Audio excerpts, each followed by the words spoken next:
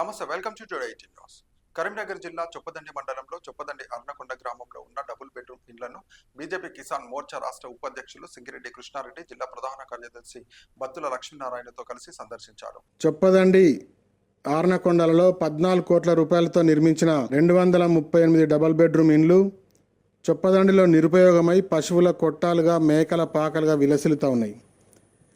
కూడు గూడు లేని నిరుపేదలు పిల్ల పాపలతో ఆనందంగా ఉండాల్సినటువంటి డబుల్ బెడ్రూమ్ ఇండ్లు పశువుల కొట్టాలుగా మారడం చూసిన చొప్పదండి ప్రజల గుండెలు తరుక్కుపోతా ఉన్నాయి. ప్రభుత్వం ఏర్పడి 8 నెలలైనా అర్ధాంతరంగా ఆగిన డబుల్ బెడ్రూమ్ల గురించి రివ్యూ చేయడానికి పాలకులకు రికం దొరుకుతలేదు, సమీక్ష చేయడానికి సమయం సరిపోతలేదు. ఆర్నకొండలో నిర్మించిన ఇండ్లు పూర్తయి లబ్ధిదారులకు నంబర్లు కూడా కేటాయించబడి నివాసయోగ్యంగా ఉన్నటువంటి ఇండ్లకు 4 కరెంటు గుంజలు బాతి కరెంట్ ఇవ్వడానికి, నల్లాలు ఇవ్వడానికి ప్రభుత్వానికి చేతలు రాకపోవడం వలన 69 కుటుంబాల వారు నేటికి కూలిన ఇండ్లల్లా తాటిపత్రుల కింద గుడిసెల్లో వర్షాలకు నానా అగచాట్లు పడతా ఉన్నారు.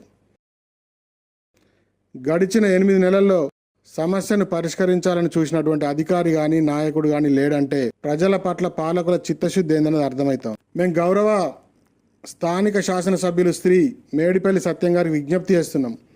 మీరు తక్షణం 15 రోజులలో ఆర్నకొండ డబుల్ బెడ్రూమ్లకు కరెంటు సౌకర్యం కల్పించి ఈ నిరుపేదలకు గృహప్రవేశం చేయించాలని, అదేవిధంగా చొప్పదండిలో నిలిచిపోయిన డబుల్ బెడ్రూమ్ నిర్మాణాలను సమీక్షించి పనులు ప్రారంభించే విధంగా చర్యలు తీసుకోవాలని, లేని పక్షంలో 240 కుటుంబాల పక్షాన భారతీయ జనతా పార్టీ ప్రత్యక్ష ఆందోళనకు సిద్ధంగా ఉందని సవినయంగా మనవి చేస్తూ ఉన్నాం.